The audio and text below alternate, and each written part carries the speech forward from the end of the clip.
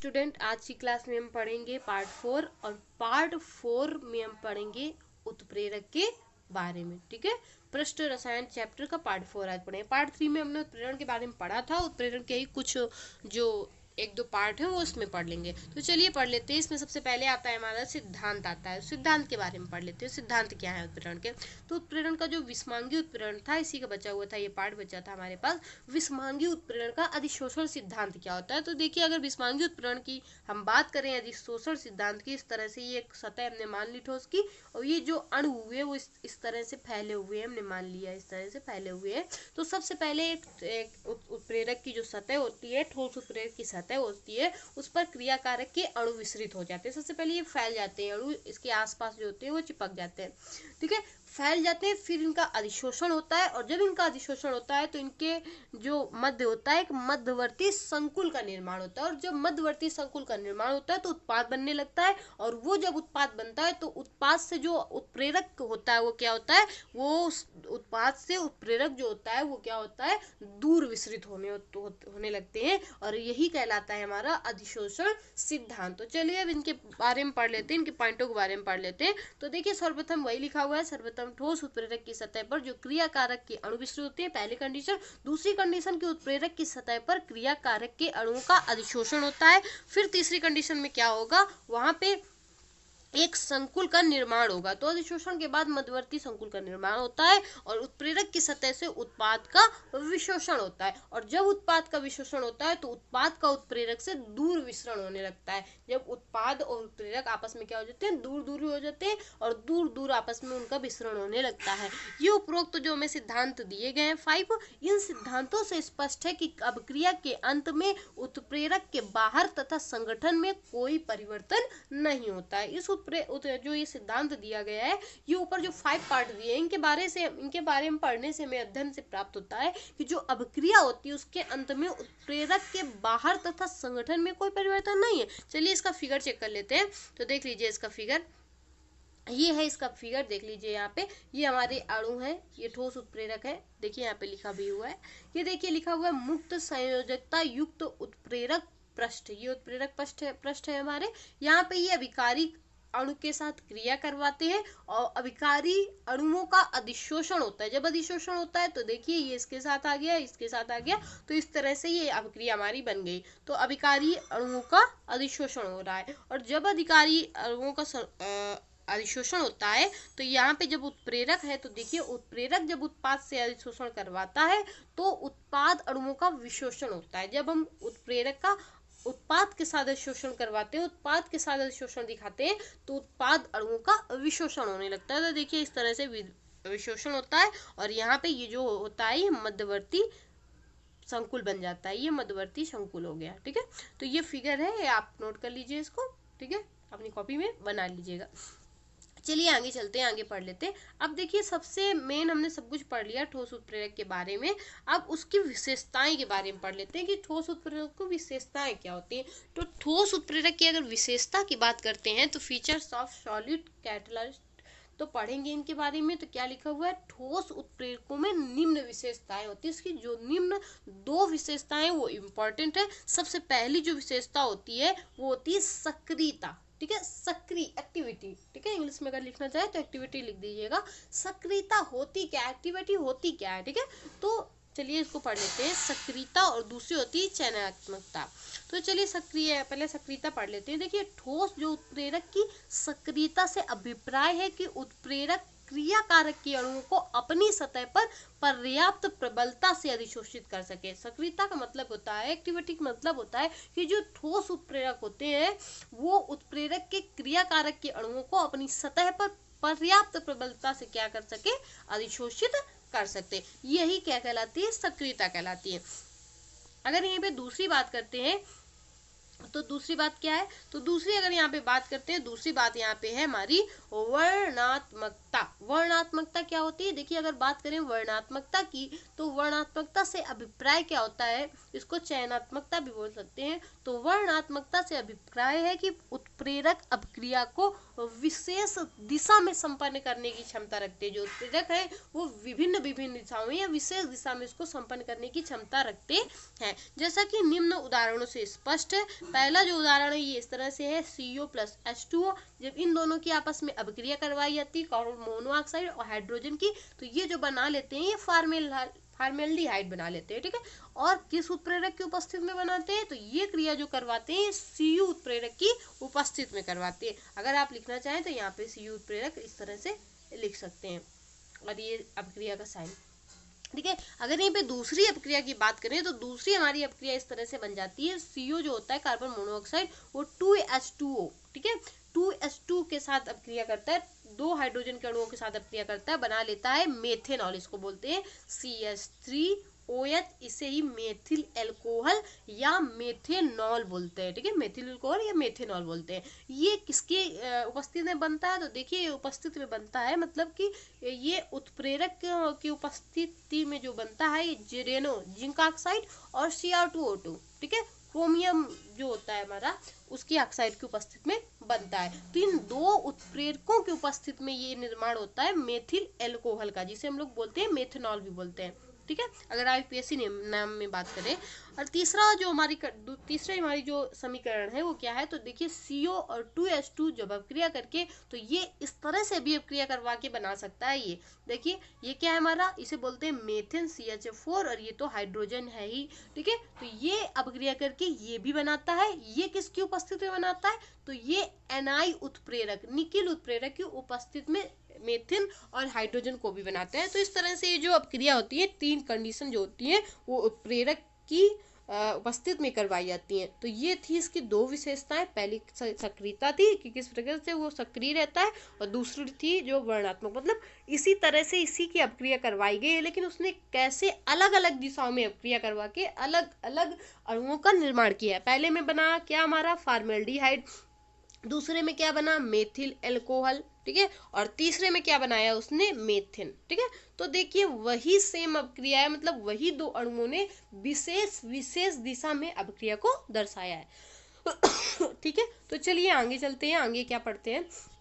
आगे देखिए ये जो 2 पार्ट थे विशेषताएं और उसका सिद्धांत, वो हमने पढ़ लिया। तो यहीं से जो उत्प्रेरक वाला टॉपिक होता है वो हमारा एंड होता है, उत्प्रेरक हमारा समाप्त होता है। अब हम पढ़ेंगे कोलाइड के बारे में। कोलाइड क्या होता है, सबसे पहले कोलाइड को हम पढ़ लेते हैं, कोलाइड की डिफिनेशन पढ़ लेते हैं। देखिए एक वैज्ञानिक थे हमारे थॉमस ग्राहम, ठीक है, इन्होंने किस सन में इसको दिया था, तो यहाँ पे नोट कर लीजिए, शायद नहीं लिखा हमने, तो देख लीजिए सन 1861 ईस्वी में। किस सन में दिया था इन्होंने, सन 1861 ईस्वी में थॉमस ग्राहम ने, ठीक है, इस कोलाइड को प्रस्तुत किया था, ठीक है, कोलाइड के बारे में बताया था और जानकारी की थी, इसकी खोज की थी। देखिए वैज्ञानिक हमारे थे थॉमस ग्राहम, और इन्होंने 1861 ईस्वी में कोलाइड के बारे में अध्ययन किया था। उन्होंने कोलाइड को 2 पार्टों में देखा था, कोलाइड क्या होते हैं और कोलाइड किस तरह से होते हैं, उन्होंने अध्ययन किया। जब उसका अध्ययन किया तो उन्होंने देखा कि जब वे पदार्थ, उनके बारे में अध्ययन किया तो देखा कि वे पदार्थ जो जंतु झिल्ली से, ठीक है, मतलब इस तरह से ये जंतु झिल्ली होती है, और जो पदार्थ इसके बाहर निकल आते हैं और जो विसरित नहीं होते उसी के अंदर रह जाते हैं इस तरह से, ठीक है। तो देखिए लिखा है कि वे जो जंतु झिल्ली से विसरित हो जाते हैं उन्हें उन्होंने नाम रखा क्रिस्टलाइड। क्या नाम रख दिया, क्रिस्टलाइड। जैसे नमक निकल आता है बाहर और यूरिया विलियन, ठीक है, ये दोनों बाहर, नमक पानी बाहर निकल आते हैं और यूरिया विलियन बाहर निकल आता है, तो इसे उन्होंने नाम दिया क्रिस्टलाइड का। किसका नाम दिया, क्रिस्टलाइड बोला। और यहीं पे उन्होंने अध्ययन किया वे पदार्थ जो जंतु झिल्ली से विसरित नहीं होते, मतलब वे पदार्थ जो जंतु झिल्ली से, मतलब कि अभी हमने पढ़ा था उसके बारे में, ठीक है। तो जंतु झिल्ली जो होती है इस तरह से, ठीक है, तो जंतु झिल्ली से जो विसरित हो जाते हैं उन्होंने उसका नाम बताया क्रिस्टलाइड, और जो जंतु झिल्ली से बाहर नहीं आ पाते हैं उनका नाम उन्होंने रख दिया कोलाइड, ठीक है। तो कोलाइड की परिभाषा उन्होंने बताई कि वे पदार्थ जो जंतु झिल्ली से विसरित नहीं हो पाते हैं कोलाइड कहलाते हैं। जैसे कि अगर बात कर लें तो जैसे स्टार्च जो है, अगर यहाँ पे छन्नी मान लीजिए, जैसे हमारे घर में चाय बनाने की छन्नी होती है, उससे अगर हम नमक और पानी का मिश्रण नीचे डालेंगे, अगर हमने नमक और पानी का शरबत बना लिया है, ये चीनी और पानी का शरबत बना लिया, और उस छन्नी से अगर छानते हैं तो वो नीचे आ जाता है। यूरिया विलियन की बात करें वो भी नीचे आ जाएगा। तो ये दोनों हो गए क्रिस्टलाइड इन्हें बोलते हैं। और कोलाइड क्या होते हैं, वे जो कोलाइड वो होते हैं जो क्या करते हैं, इस छन्नी से छानने पर नहीं आते हैं, या कुछ पार्ट आ जाता है और कुछ पार्ट नहीं आता है, पूरा पूरा नहीं आता है, तो उसे हम लोग कोलाइड बोलते हैं। जैसे यहाँ पे देख लीजिए, स्टार्च को अगर हम डालेंगे छन्नी में, ठीक है, वही चाय वाली छन्नी, और नीचे जाएगा तो स्टार्च नहीं जाएगा। गोंद की अगर यहीं पे बात करें, गोंद भी छन्नी से नहीं छनेगा। यहाँ पे जिलेटिन की बात करें, जिलेटिन लिख गया, यहाँ पे जिलेटिन होता है, लिख लीजिएगा यहाँ पे जिलेटिन, ठीक है, जिलेटिन। तो जिलेटिन की अगर बात करें तो इसे भी अगर हम छन्नी से छानेंगे तो ये नीचे नहीं आएगी, ठीक है, नहीं आएगा। तो इसका मतलब ये होते हैं, यही कहलाते हैं कोलाइड। क्या कहलाते हैं, कोलाइड। तो ये अंतर था कोलाइड और क्रिस्टलाइड में, उन्होंने अध्ययन किया। आगे हम पढ़ते क्या है, तो हमने देखिए अभी तो कोलाइड के बारे में पढ़ा थॉमस ग्राम में। चलिए थॉमस ग्राम में थोड़ा सा और बोला है, उसके बारे में पढ़ लेते हैं। देखिए थॉमस ग्राम में कहा क्या, तो थॉमस ग्राम का यह वर्गीकरण उचित नहीं है, क्योंकि नमक जल में क्रिस्टलाइड की तरह, ठीक है, जबकि अल्कोहल में किस तरह के व्यवहार करता है, कोलाइड की तरह व्यवहार करता है। अगर यहीं पे नमक की बात करते हैं तो जल में तो ये क्रिस्टलाइड की तरह व्यवहार करता है, लेकिन अगर अल्कोहल में बात करें तो कोलाइड की तरह व्यवहार करता है।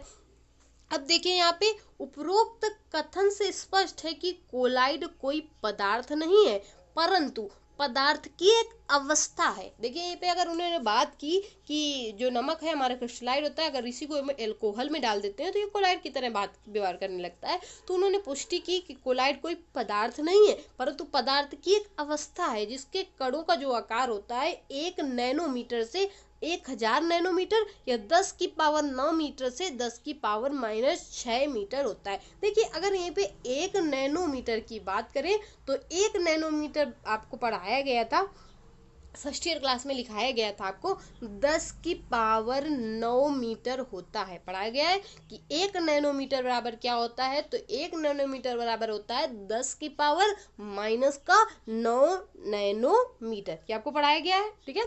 तो आपको पढ़ाया गया है यहाँ पे कि 1 नैनोमीटर बराबर होता है 10 की पावर -9 मीटर, ठीक है। अब यहाँ पे यहाँ बात की गई है, देखिए यहाँ पे कहा है 1 नैनोमीटर से 1000 मीटर। तो देखिए 1000 में ये 3 है तो 10 की पावर 3, और यहाँ पे 10 की पावर 9 में अगर घटा देंगे तो ये मतलब जुड़ जाएगा, गुणे में बातें जुड़ती हैं, तो -9 + 3, तो ये क्या आ जाएगा 10 की पावर -6। इसलिए चाहे आप इसमें लिखिए इस रूप में और चाहे इस रूप में लिखिए, वही लिखा गया होता है। तो इनके कणों का जो कोलाइडी विलयन का आकार होता है वो बताया गया कि 1 नैनोमीटर से 1000 नैनोमीटर या 10 की पावर -9 मीटर से 10 की पावर 6 मीटर होता है। तो देखिए कोलाइड कणों के बारे में बात की गई है। देखिए कोलाइड के बारे में तो हमने पढ़ लिया, लेकिन अब हम पढ़ लेते हैं कि विलयन होते कितने प्रकार के। वैसे विलयन चैप्टर में हमने पढ़ा है, केवल विलयन के बारे में पढ़ा था, लेकिन अब हम देख लेते हैं विलयन होते कितने प्रकार, मतलब विलयन के प्रकार पढ़ लेते हैं। तो चलिए पढ़ लेते हैं। सबसे पहले देखिए कोलाइडी विलयन के प्रकार नहीं है, कोलाइडी विलयन के प्रकार अभी हम आगे पढ़ेंगे। हम पढ़ रहे हैं यहाँ पे विलयन के प्रकार की, विलयन के प्रकार कितने होते हैं। देख लीजिए यहाँ पे विलयन के प्रकार के बारे में पढ़ लेते हैं। तो देखिए कणों के आधार पर विलयन को 3 प्रकार के होते हैं। अगर हम कणों के आधार पर बात करें तो विलयन जो होते हैं वो कितने प्रकार के होते हैं, 3 प्रकार के होते हैं। सबसे पहला होता है वास्तविक विलयन। सबसे पहले कौन सा होता है, वास्तविक विलयन। वास्तविक विलयन की बात करें तो इनके कणों का जो आधार होता है वो कितना होता है, 1 नैनोमीटर से कम होता है। अब 1 नैनोमीटर बराबर आपको बताया गया है कि 1 नैनोमीटर बराबर होता कितना है, तो 1 नैनोमीटर बराबर होता है 10 की पावर 9 मीटर। ये आपको फर्स्ट ईयर में ही लिखवाया गया था सबसे पहले वाले चैप्टर पे। तो इतना होता है। अगर इनका आकार 10 की पावर -9 मीटर से कम हो या 1 नैनोमीटर इसी को बोलते हैं कम हो, तो ये वास्तविक विलयन कहलाता है। अगर यहीं पे जैसे की बात करें तो जैसे हो जाएगा नमक प्लस पानी का और विलयन, ठीक है, चीनी या पानी की विलयन, ठीक है, या नमक या पानी के विलयन। नमक जैसे की बात करें, इसका जैसे है ये वास्तविक विलयन का, लिख लीजिएगा यहाँ पे। जैसे अगर बात करें तो हो जाएगा नमक और पानी का विलयन। अगर नमक और पानी की बात कर लें यहाँ पे, देखिए पहले बाद में बात करेंगे, पहले हम इनकी परिभाषाएं, तीनों की परिभाषाएं पढ़ लेते हैं फिर बात करते हैं।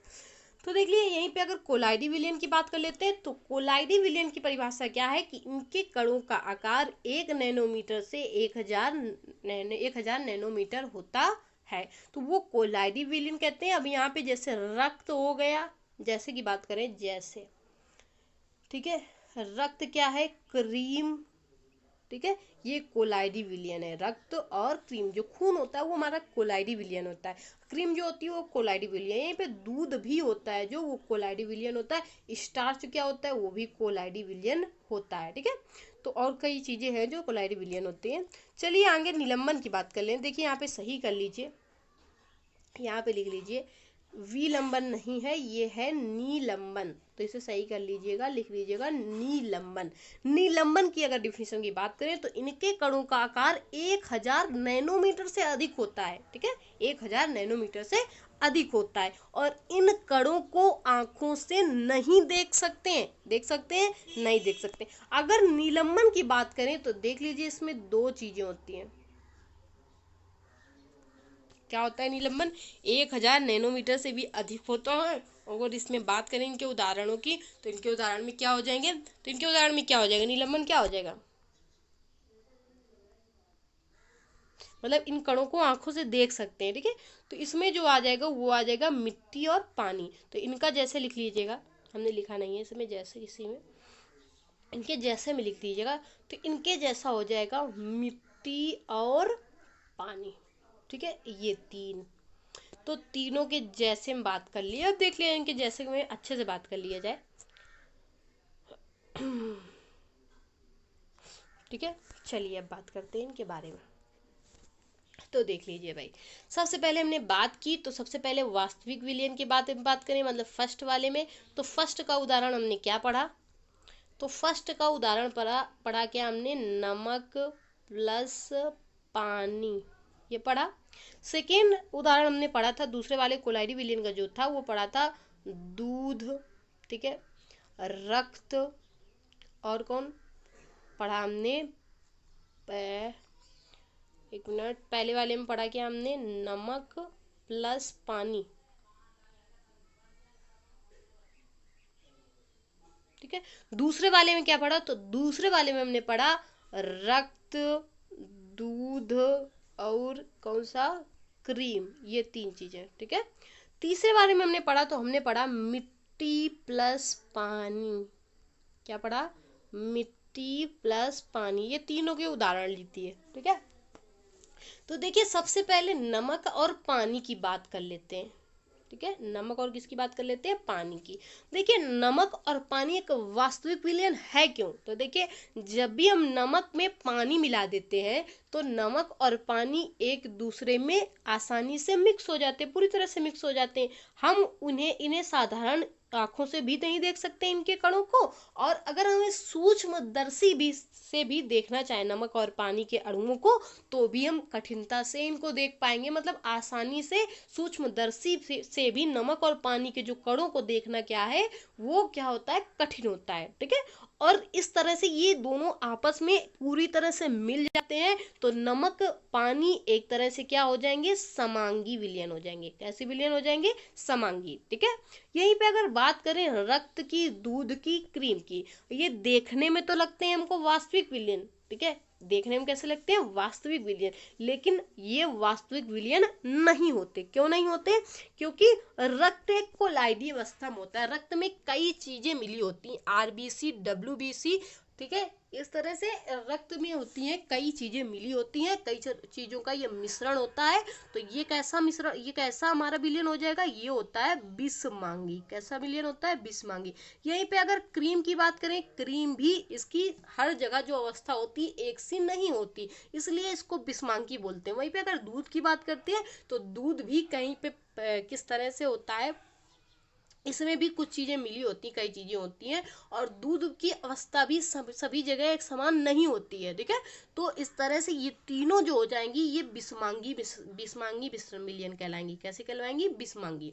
तो नमक और पानी यहाँ पे समांगी होगा, और रक्त दूध यहाँ पे बिस्मांगी होगा। और वहीं पे अगर मिट्टी, अगर रक्त, दूध और क्रीम की बात करें तो इन्हें हम क्या कर सकते हैं, हम अगर इन्हें आंखों से देखना चाहें तो आंखों से नहीं देख पाएंगे इनके कणों को, लेकिन अगर यहीं पे हम सूक्ष्मदर्शी की सहायता से रक्त, दूध और क्रीम के कणों को देखना चाहें तो हम देख सकते है, ठीक है। लेकिन वहीं पे अगर मिट्टी और पानी की बात कर ले, मिट्टी प्लस पानी की, ये भी एक तरह का बिस्मांगी मिश्रण है। इसमें साफ साफ हमें आंखों से ही दिखाई देता है कि अगर हम मिट्टी और पानी को मिलाते हैं तो मिट्टी तली पर बैठ जाती है और पानी ऊपर रहता है। तो ये तो हमें साफ साफ दिखाई पड़ता है कि ये एक बिस्मांगी मिश्रण है, मतलब मिट्टी प्लस पानी जो है वो एक बिस्मांगी मिश्रण होगा, ठीक है।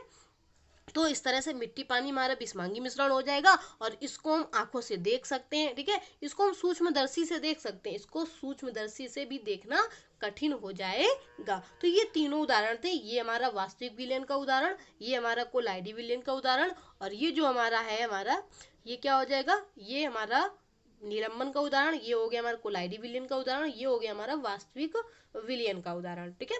तो इस तरह इनके उदाहरण थे जो बताए गए, वो आप पढ़ लीजिए, उनको याद कर लीजिए, ठीक है। जैसे मैंने नहीं लिखा आप जैसे में लिख दीजिएगा। चलिए आगे बात करते हैं।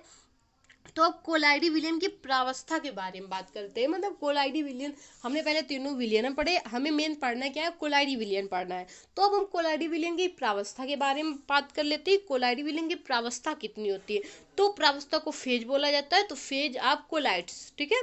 अब कोलाइडी विलयन में दो प्रावस्थाएं होती है। पहली प्रावस्था क्या होती है, तो देखिए इसे सुधार लीजिएगा, यहाँ पे सही नहीं लिखा है थोड़ा सा, यहाँ पे परिक्षिप्त,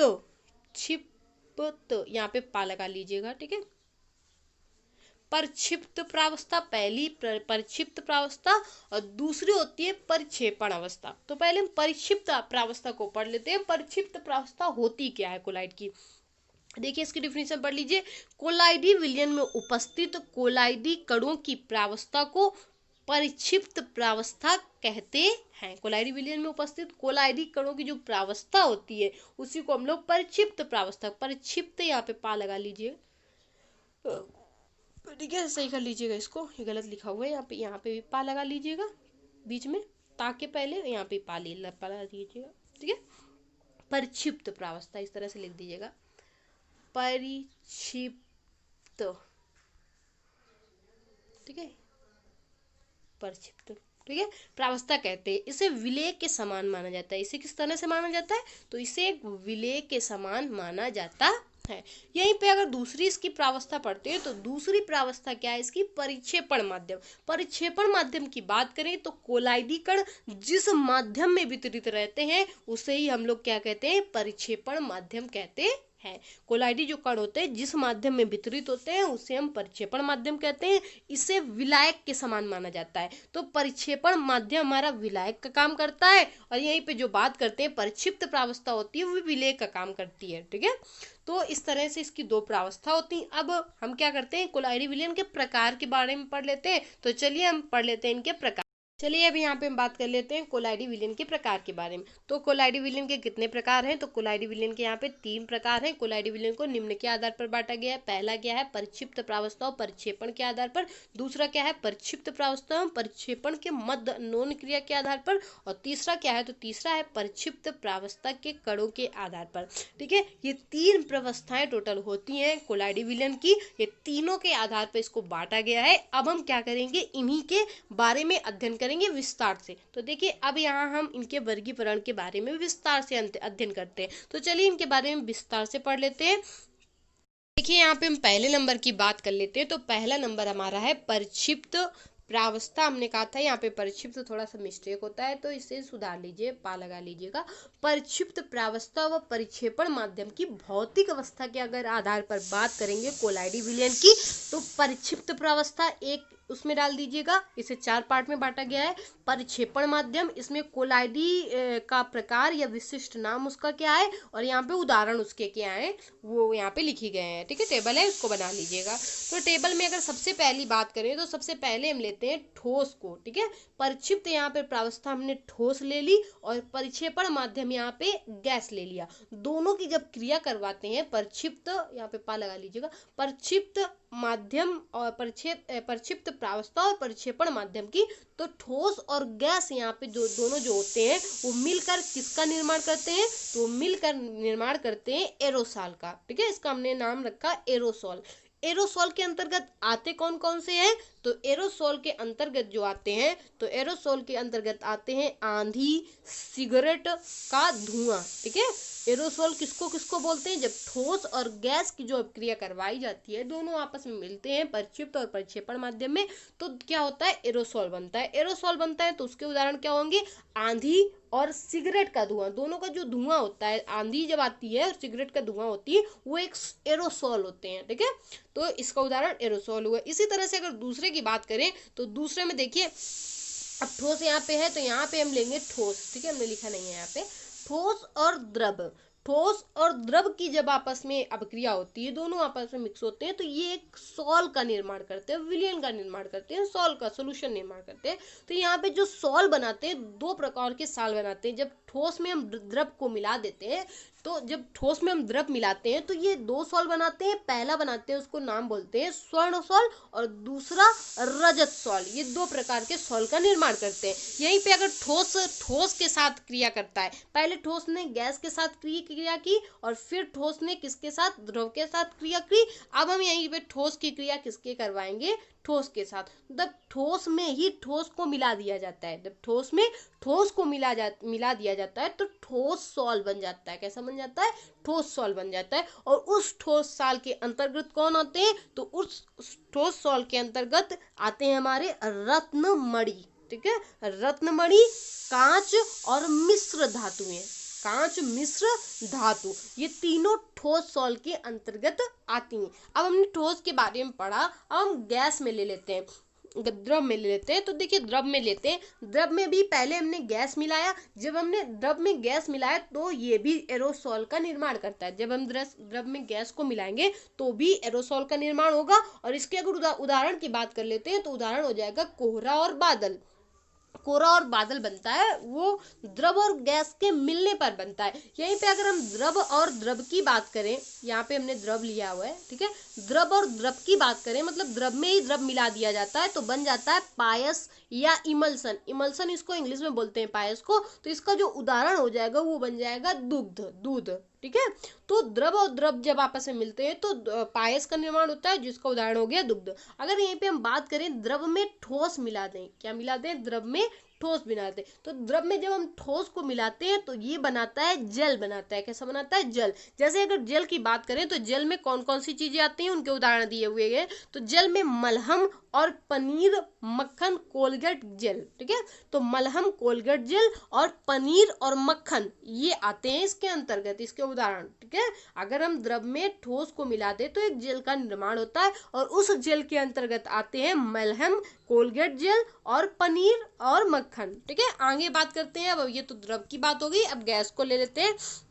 देखिए गैस वाले में तो देखिए जब गैस को जब हम लेते हैं तो गैस में सबसे पहले हम क्या मिलाते हैं, तो गैस में हम सबसे पहले मिलाते हैं, गैस में गैस को मिला देते हैं। गैस में जब हम गैस मिलाते हैं तो कुछ भी नहीं बनता है, ठीक है, XX लिखा हुआ है, मतलब कुछ भी नहीं बनता है। अगर हम गैस में गैस को मिलाएंगे तो कुछ भी नहीं बनेगा। अगर यहीं पे हम बात करें कि गैस में हम द्रव को मिला देंगे, तो जब हम गैस में द्रव को मिलाते हैं तो फोम बनता है। क्या बनता है, जब गैस में हम द्रव को मिलाते हैं तो फोम बन जाता है। फोम का उदाहरण क्या होता है, फोम का उदाहरण होता है बियर के झाग, ठीक है। क्या हो जाते हैं, बियर के झाग, ठीक है। जब मतलब बियर होती है, ठीक है, शराब टाइप की, तो उसी के झाग जो होता है वो एक तरह का इसका उदाहरण होता है। अगर यहीं पे बात करें हम गैस की, तो गैस में अगर हम ठोस को मिला दें, क्या करें, गैस की बात कर रहे हैं हम, तो गैस में अगर हम ठोस को मिला दें तो क्या बन जाता है, तो गैस में अगर हम ठोस मिला दें तो ठोस फोम बन जाएगा, ठोस फोम बन जाता है। और ठोस फोम का उदाहरण क्या होता है, तो ठोस फोम का उदाहरण होता है प्यूमिस स्टोन। प्यूमिस स्टोन ठोस का उदाहरण होता है। तो ये तो पहला प्रकार था, पहले प्रकार के बारे में हमने पढ़ा। अब हम पढ़ेंगे दूसरे प्रकार के बारे में। इसके हमने तीनों प्रकार पढ़े हैं, तीनों प्रकार के अंदर पढ़ रहे हैं। तो देखिए दूसरे प्रकार की अगर बात करें तो दूसरा नंबर यहीं पे हमारा क्या था, तो दूसरा नंबर था हमारा यहाँ पे परिक्षिप्त प्रावस्था और परिक्षेपण माध्यम। देखिए दोनों रॉन्ग लिखे हुए हैं, इसको सही कर लीजिएगा। परिक्षिप्त ऐसे नहीं लिखा जाएगा, तो आप इसको सुधार लीजिएगा। यहाँ पे लिख दीजिए परिक्षिप्त, ऐसे लिखा जाएगा, ठीक है, और परिक्षेपण ये लिखा हुआ है, इसको भी सही कर लीजिएगा, यहाँ पे कर लीजिएगा परिक्षेपण, ठीक है, मिस्टेक लिखा हुआ है, परिक्षेपण, ठीक है, पढ़ लिख लीजिएगा, ठीक है। तो परिक्षिप्त और परिक्षेपण कर लीजिएगा। परिक्षिप्त प्रावस्था और परिक्षेपण माध्यम के अंतःक्रिया के आधार पर ये दो प्रकार के होते हैं। पहला प्रकार होता है द्रव स्नेही और दूसरा होता है द्रव विरोधी। तो चलिए अब उसको पढ़ लेते हैं। द्रव स्नेही, देखिए इसका पहला पार्ट जो है वो है द्रव स्नेही क्लोराइड, ठीक है। तो द्रव स्नेही कोलाइड को पढ़ लेते हैं। द्रव स्नेही कोलाइड होता क्या है? वे कोलाइडी पदार्थ जो विलायक के संपर्क में आकर, वे कोलाइडी पदार्थ जो विलायक के संपर्क में आकर तुरंत कोलाइडी कणों में विभाजित होकर, तुरंत क्या होते हैं? कोलाइडी कणों में विभाजित होकर कोलाइडी विलयन बनाते हैं। उन्हें हम लोग बोलते हैं द्रव स्नेही कोलाइड कहलाते हैं। इनको अवक्षेपित करने के बाद, ठीक है, अवक्षेपित मीन क्या होता है? तो देखिए अवक्षेपण मीन्स होता है स्कंदन, ठीक है। क्या होता है अवक्षेपण मीन? तो याद कर लीजिएगा, अवक्षेपण मीन होता है स्कंदन, ठीक है, स्कंदन। तो अगर यहाँ पे स्कंदन की थोड़ी सी बात कर लेते हैं, ठीक है। स्कंदन की अगर बात करें तो देखिए द्रव स्नेही जो कोलाइड होते हैं उनका स्कंदन आसानी से नहीं होता। ये पॉइंट हमने यहाँ पे नहीं लिखा है, ये आपको हम बता देते हैं। इनका जो स्कंदन होता है वो आसानी से नहीं होता है, क्योंकि ये जो होते हैं, इनके जो अणु होते हैं वो अपनी फिल्म होते हैं, उस जो अपने घर होते हैं, उनका जो घर होता है उससे क्या करते हैं? वो प्रबल स्नेह रखते हैं, इसलिए वो आसानी से टूटते नहीं है, वो आसानी से टूटते नहीं है। और उसके जो अणु होते हैं वो अणुओं की एक फिल्म बना लेते हैं, ठीक है, जो आसानी से टूटती नहीं है, मतलब आसानी से इसका स्कंदन नहीं होता है। अतः हम इसका स्कंदन कराने के लिए इसमें विद्युत अपघट्ट की मात्रा मिलाएंगे, ठीक है। इसमें विद्युत अपघट्ट की अधिक से अधिक मात्रा इसमें मिलाते हैं, ठीक है। इसका स्कंदन करने के लिए हम इसमें विद्युत अपघट्ट की अधिक मात्रा मिलाते हैं, तब इसका स्कंदन होता है। तो इसे द्रव स्नेही जो कोलाइड होता है इसका स्कंदन आसानी से नहीं होता है। इसमें नहीं लिखा गया है लेकिन आपको बता दिया गया, ठीक है। चलिए तो देख लीजिए, यहाँ पे हमने ये पढ़ा कि कोलाइडी विलयन बनाते हैं। हम यहाँ पे अवक्षेपण की बात आ गई थी इसलिए हमने थोड़ा स्कंदन के बारे में यहाँ बता दिया, ठीक है। तो चलिए यहाँ पे बात कर लें। यहाँ पे लिखा है इनको इस अवक्षेपित करने के बाद फिर से, ठीक है, अगर जब इनका विद्युत अपघट्ट मिलाते हैं हम इसमें और जब इनका स्कंदन हो जाता है तो स्कंदन करने के बाद फिर से द्रव के संपर्क में लाकर इसे फिर से द्रव के संपर्क में लाया जाता है। ये सुगमता से कोलाइड विलयन बनाया जाता है। इन्हें फिर से सुगमता से कोलाइड विलयन तो बनाया जा सकता है, लेकिन इनका स्कंदन जो होता है वो लेट होता है, मतलब स्कंदन जो होता है वो आसानी से नहीं होता, ठीक है। तो इनको सुगमता से कोलाइडी विलयन बनाया जाता है।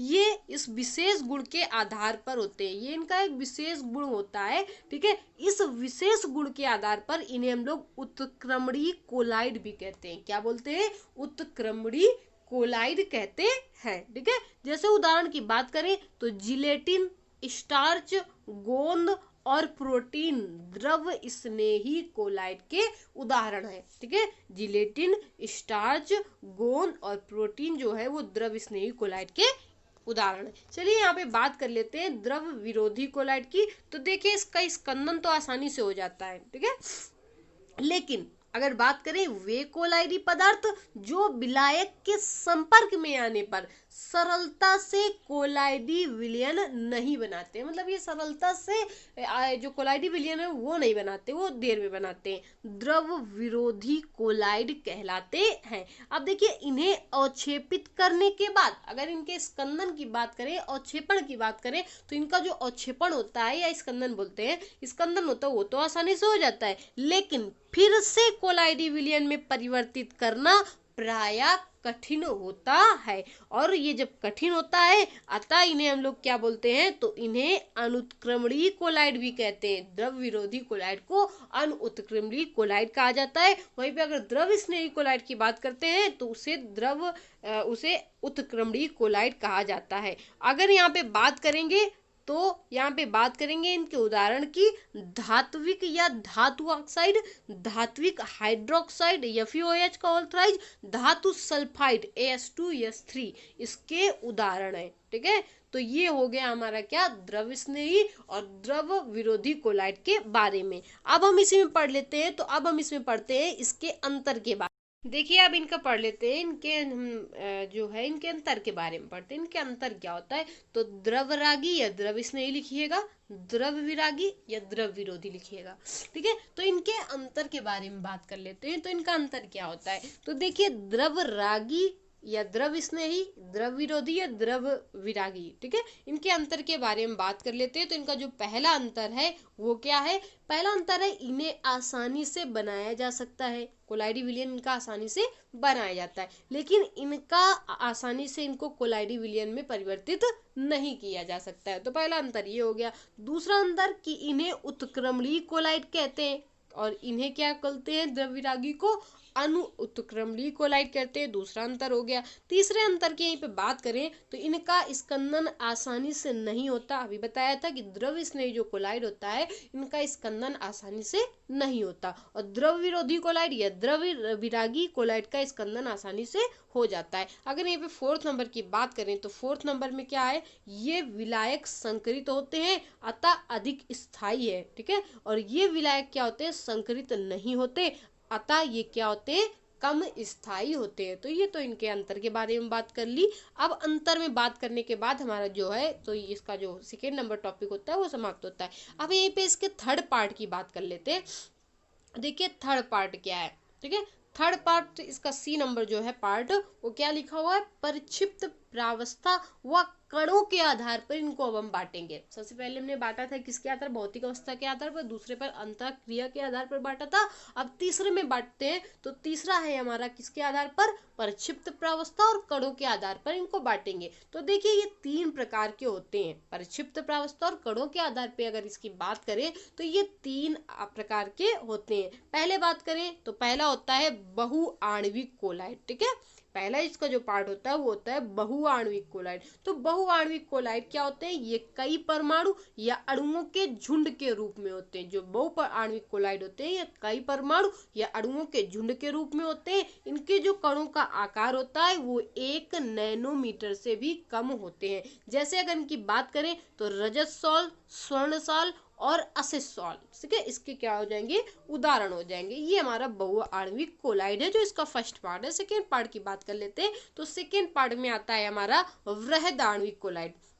बृहदाण्विक कोलाइड की बात करते हैं तो इनके कोलाइड कण बहुलक का रूप में होते हैं। इनके जो कोलाइडी कण होते हैं वो किस रूप में होते हैं, बहुलक के रूप में होते हैं, और ये विलयन रूप में अधिक स्थायी भी होते हैं। अगर इनकी जैसे की बात करते हैं तो starch, protein, cellulose, protein, enzyme इनके उदाहरण है। ठीक है, यहीं पे अगर इसके थर्ड पार्ट की बात करते हैं, एक मिनट, तो देख लीजिए यहाँ पे दो पार्ट है, इसके भी दो पार्ट होते हैं। स्टार्च, प्रोटीन और सेलुलोज, प्रोटीन, एंजाइम को प्राकृतिक वृहद आणविक कोलाइड बोलते हैं। और यहीं पे जबकि इसी के जो पार्ट, इसी के दो पार्ट है, तो देखिए यहीं पे अगर पॉलीथीन, पॉलीस्टाइरीन और नायलॉन आदि की बात करें तो ये मानव निर्मित वृहद आणविक कोलाइड है। दोनों वृहद आणविक कोलाइड है, लेकिन जो ये ऊपर वाले हैं प्राकृतिक है और ये जो नीचे वाले हैं पॉलीथीन, पॉलीस्टाइरीन और नायलॉन, ये मानव निर्मित वृहद आणविक कोलाइड है।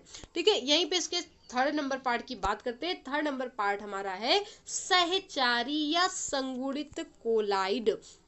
सहचारित या संगुणित कोलाइड की बात करते हैं तो वे कोलाइड जो निम्न सांद्रता पर, ठीक है, कितनी सांद्रता पर, निम्न सांद्रता पर, कम से कम सांद्रता पर विद्युत अपघट्य की तरह, परंतु उच्च सांद्रता पर गोली पुंज या जिसको बोलते हैं मिसेल, मिसेल सबने पढ़ा है हाई स्कूल में, ठीक है, तो मिसेल बना लेते हैं। ठीक है, उन्हें सहचारी कोलाइड कहते हैं, जो निम्न सांद्रता पर विद्युत अपघटन की तरह काम करते हैं लेकिन उच्च सांद्रता पर मिसल बना लेते हैं, उन्हें सहचारी कोलाइड या संगुणित कोलाइड बोलते हैं। जैसे अगर इनके उदाहरण की बात करेंगे तो उदाहरण में आ जाता है पहला C17H35 COONA सोडियम स्टीयरेट साबुन।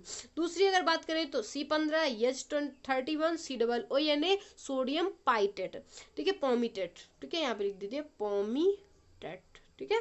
अगर यहाँ पे तीसरी बात करें तो C12H22 SO4Na, इसको बोलते हैं सोडियम लॉरिल सल्फेट। ये सब संगुणित के उदाहरण है। तो अब इन्हीं से अगर संबंधित हम बात करें तो हम पढ़ लेते हैं मिसल के बारे में। तो चलिए हम मिसल के बारे में आगे पढ़ लेते हैं। देखिए अभी हमने मिसल के बारे में बात की थी, तो मिसल के बारे में इसीलिए हमने सोचा कि यहाँ पे मिसल, क्योंकि संगुणित कोलाइड पढ़ा उसमें मिसल के बारे में था, तो मिसल के बारे में अध्ययन कर लेते हैं। तो मिसल के बारे में पढ़ लेते हैं। मिसल है क्या? तो देखिए यहाँ पे मिसल जो होता है वो साबुन में बनता है।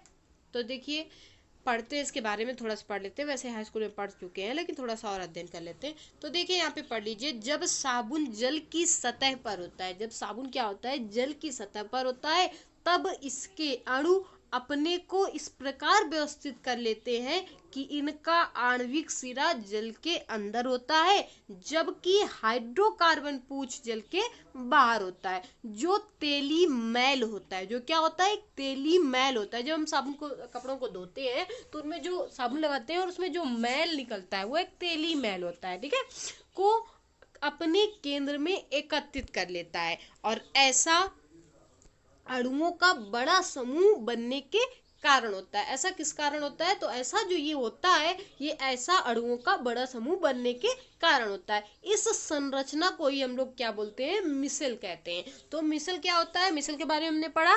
क्या होता है, ये एक सिरा होता है और जब इसमें एक पार्ट होता है, जो एक सिरा उसका जल के अंदर होता है, जबकि दूसरा सिरा हाइड्रोकार्बन पूंछ जल के बाहर होता है, जो तेली मैल होता है, और वो क्या करता है, अपने केंद्र में एकत्रित कर लेता है। ऐसा अणुओं का जो बड़ा समूह बनने के कारण होता है और इस संरचना को ही मिसल कहते हैं। तो चलिए मिसल के हम चित्र को देख लेते हैं। ये देखिए मिसल का फिगर है, बना लीजिएगा इसे। ये मिसल है। यहाँ पे आपको दिख रही होंगी, यहाँ पे आपको दिख रहा है ये Na पॉजिटिव है Na पॉजिटिव, और ये केंद्र पर जो ये बना हुआ है, ठीक है, ये हमारा है तेली मैल, ठीक है। तो यहाँ पे दो, जब सोडियम यहाँ पे जो होता है साबुन, वो जब टूटता है तो यहाँ पे दो ये भागों में विभक्त हो जाता है। पहला होता है Na पॉजिटिव, दूसरा है COO निगेटिव, ठीक है। इसी को देखिए यहाँ पे लिखा हुआ है, ये तेल की बूंद है, ठीक है, जो केंद्र में एकत्रित हो जाती है। इसे ही हम लोग मिसल बोलते हैं, इसीलिए हम लोग क्या करते हैं, मिसल कहते हैं। तो ये मिसल का फिगर है, आप लोग इसे बना लीजिएगा। चलिए आगे बात कर लेते हैं। तो आगे बात कर लेते हैं मिसल की संरचना के बारे में। मिसल की संरचना क्या होती है, तो देख लीजिए यहाँ पे मिसल की संरचना। मिसल की संरचना बनने के लिए साबुन के अणुओं में उनकी सिराओं का महत्वपूर्ण भूमिका होती है। इनकी दो सिराएं होती है। पहली सिरा को हम लोग बोलते हैं जल रागी सिरा, जिसको बोलते हैं हाइड्रोफिलिक एंड, ठीक है। यहाँ क्या होता है, साबुन के अणु के दोनों सिरों में से एक सिरा जो होता है वो जल में घुलनशील होता है, इसलिए हम उसको बोलते हैं जल रागी कहते हैं। इसलिए हम क्या, एक सिरा जो जल में घुलनशील होता है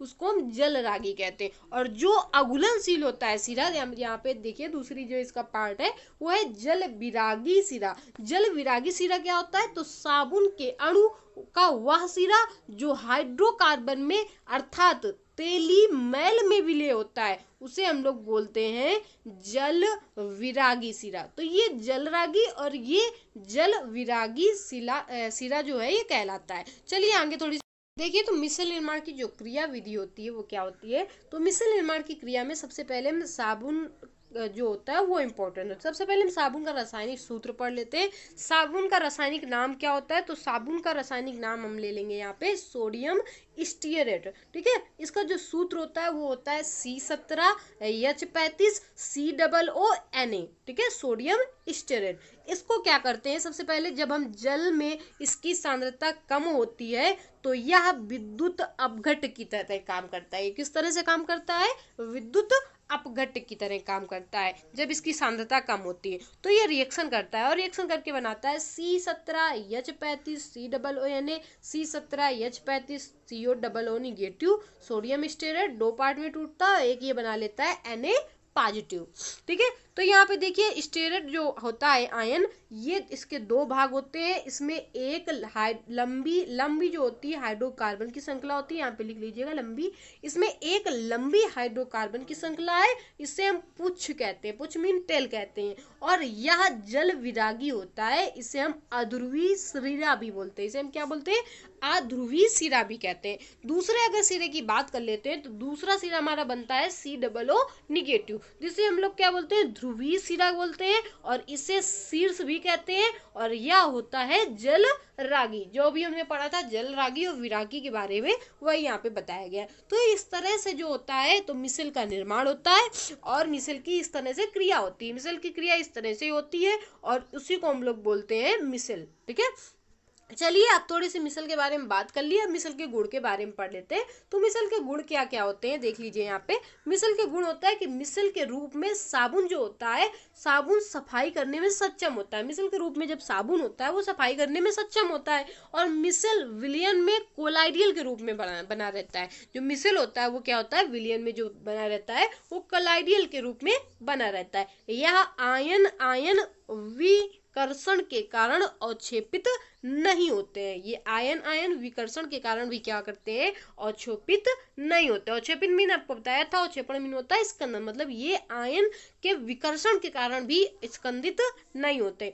यहाँ पे बात करें अगर, तो साबुन के जो मिसल होते हैं वो प्रकाश को प्रकीर्णित कर सकते हैं। जो साबुन के यहाँ पे मिसल होते हैं उनका काम क्या होते हैं, उनके गुण क्या होते हैं? तो प्रकाश को प्रकीर्णित कर सकते हैं। साबुन का मिसल मैल को पानी में घुलाने में मदद करता है। जो साबुन का मिसल होता है वो मैल को क्या करता है? पानी में घुलाने में मदद करता है। और जब वो पानी में घुल जाता है तो हम क्या करते हैं? उसमें पानी में उसको घुल के उसको बाहर कर देते हैं और जो कपड़ा होता है वो हमारा साफ हो जाता है। तो इस तरह से जो मिसल है काम करता है और मिसल के कारण हमारे कपड़ों की धुलाई होती है। ठीक है, तो चलिए यहीं से हमने मिसल के बारे में पढ़ लिया। अब हम थोड़ी सी अन्य विधियों के बारे में बात करेंगे, कोलाइडी विलयन की विधियों के बारे में बात करेंगे। तो आज की क्लास में बस इतना ही। अब अगली क्लास